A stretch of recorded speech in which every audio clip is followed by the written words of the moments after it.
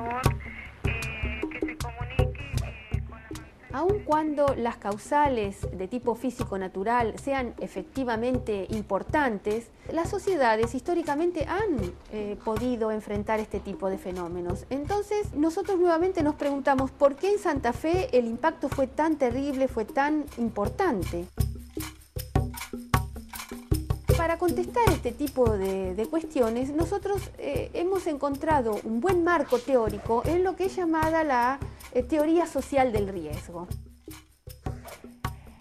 En este marco debemos considerar efectivamente 4 dimensiones por lo menos para poder enfrentar este tipo de problemas.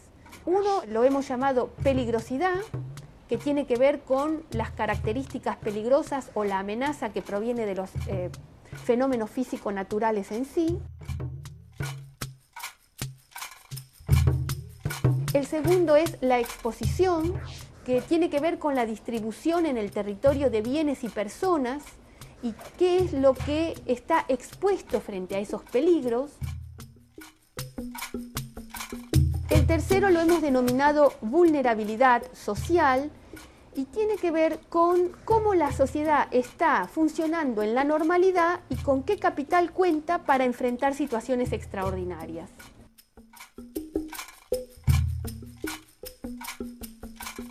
Existe una cuarta dimensión que hemos denominado incertidumbre, que se trata de aquellos aspectos desconocidos del problema en cuestión, para los cuales ni la ciencia ni la técnica tiene respuestas en la actualidad.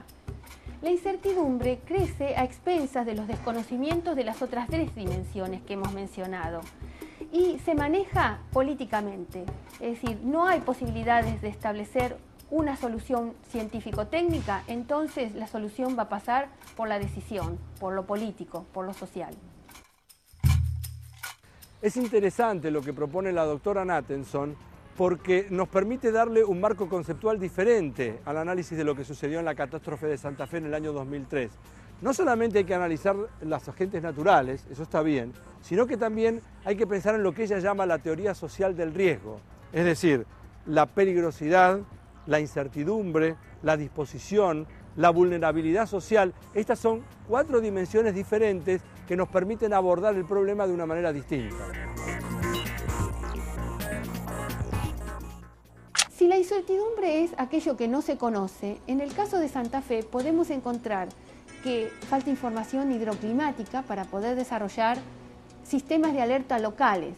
Que den información a ver si Santa Rosa de Lima se va a llenar de agua o no, o si no hay peligro todavía. Desde el punto de vista de la exposición, ha faltado también lo que son llamadas, el desarrollo de lo que es llamado medidas blandas, planes de contingencia que prevean la posible llegada de una inundación para la cual la población se prepara haciendo ejercicios de simulación. ¿A qué hora más o menos va a llegar el agua acá? Porque yo me estoy evacuando solo Y desde el punto de vista de la vulnerabilidad social, cuanto mejor esté la sociedad desde el punto de vista económico, mejor va a poder responder y con más recursos va a poder contar para recuperarse en el caso de un impacto de esta naturaleza. Tuvimos la inundación del 82 y bueno, en ese momento se dijo, es una situación extraordinaria, es la máxima centenal. Pero pocos años después, en el 92, volvimos a tener una inundación importante en el litoral argentino. Y luego en el 98, otra más. Entonces, aquello que parecía que era extraordinario se va transformando en algo normal.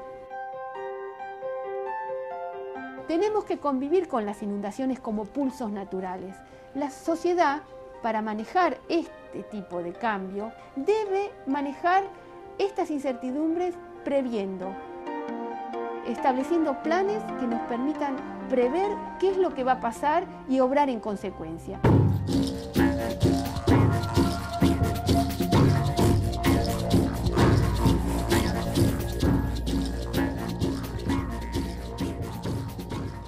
Dentro de las ciudades tienen lugar procesos atmosféricos locales, es decir, que son propios de las grandes orbes, de las grandes ciudades.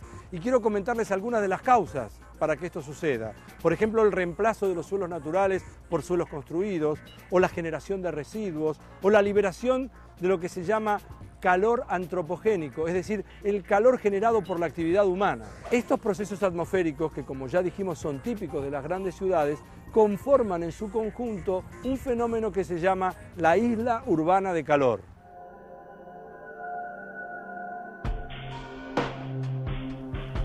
La isla urbana de calor es un fenómeno que hace referencia a las diferencias de temperatura que se registran entre una ciudad y su entorno rural. En general se observa que durante las noches, en las que hay poco viento y hay poca nubosidad, la ciudad muestra temperaturas más elevadas que su entorno rural. Recibe este nombre de isla urbana de calor haciendo referencia a que la temperatura suele ser más alta en el centro de la ciudad y tiende a ir disminuyendo a medida que uno se va alejando hacia las zonas rurales cercanas. Las causas de la isla urbana de calor son principalmente 4. La primera está asociada a los materiales que se usan en una ciudad, esto es hormigón, cemento, pavimento, y además a la geometría de las construcciones urbanas que favorecen una mayor absorción de la energía proveniente del sol. Una segunda causa está vinculada con la liberación del calor que se produce a través de las actividades humanas, esto es a través de la calefacción, a través del uso de diferentes combustibles. La tercera causa de la isla urbana de calor está vinculada con una disminución de la evaporación en ambientes urbanos asociada al reemplazo de las superficies naturales por superficies construidas. Hay una cuarta causa que está vinculada con los contaminantes que están en suspensión en la atmósfera de las ciudades. Estos contaminantes actúan recibiendo la radiación del sol, reemitiendo esta radiación en diferentes direcciones, donde una de estas direcciones es particularmente la superficie terrestre y por lo tanto en el suelo se va a recibir mayor cantidad de energía. Esta energía va a calentar más la superficie en una zona urbana y por lo tanto el aire que está en contacto con esta superficie se va a ir calentando cada vez más.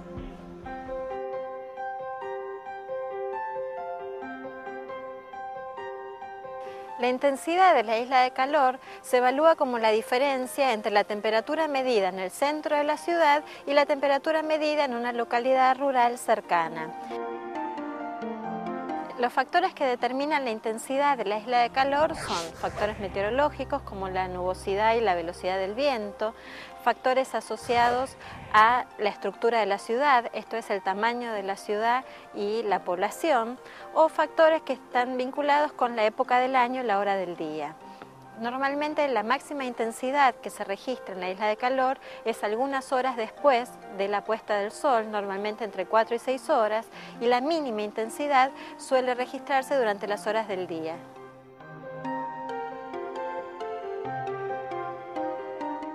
La isla urbana de calor produce efectos meteorológicos, económicos y hasta biológicos, y en todos los casos produce impactos positivos y negativos. Vamos a ver ahora cuáles son esos efectos. Desde el punto de vista meteorológico, una de las consecuencias de la isla urbana de calor está asociado al aumento de la precipitación en zonas urbanas comparados con el entorno rural.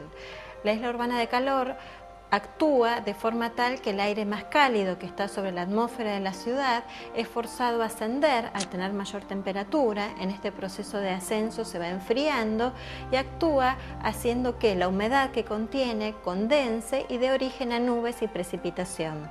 Este aire que está forzado a ascender es normalmente reemplazado por una brisa de aire más fresco que llega a la ciudad proveniente desde las zonas rurales cercanas.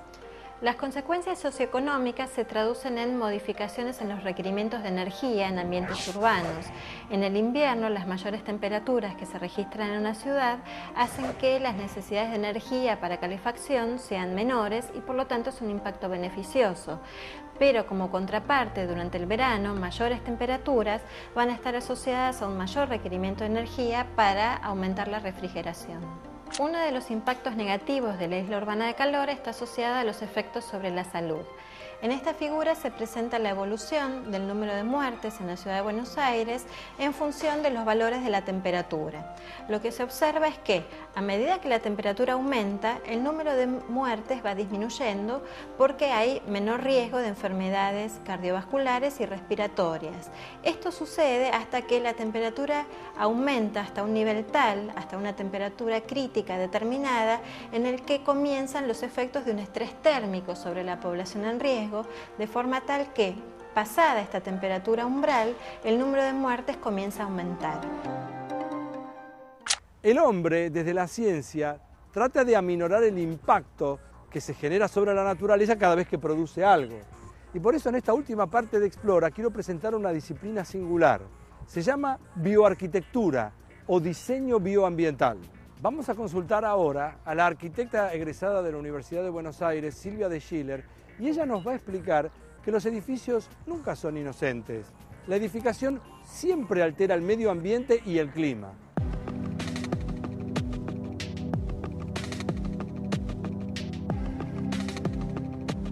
Si la arquitectura es capaz de desarrollarse en común acuerdo con la naturaleza, es un aporte que la arquitectura puede hacer al ambiente y a la sociedad consecuentemente.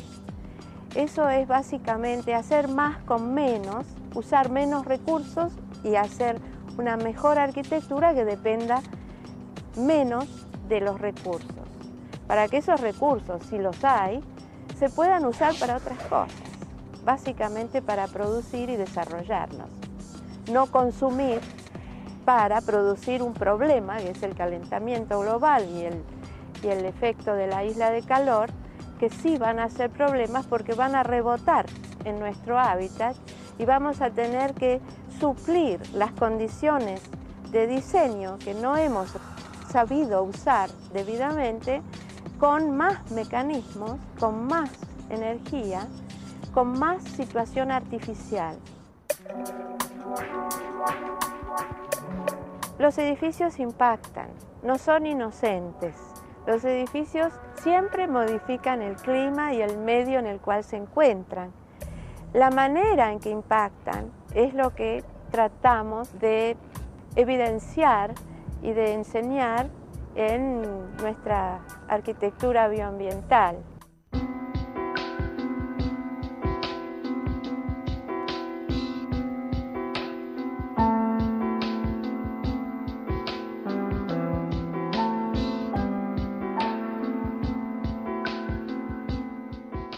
Los edificios que requieren calefacción o refrigeración artificial en realidad afectan notable y negativamente lo que se conoce con el nombre de microclima urbano.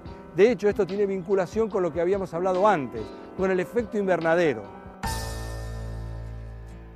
En Argentina, el 25% de los gases de efecto invernadero lo produce el hábitat construido, los edificios, a través de el uso de la calefacción, de la iluminación, de la refrigeración.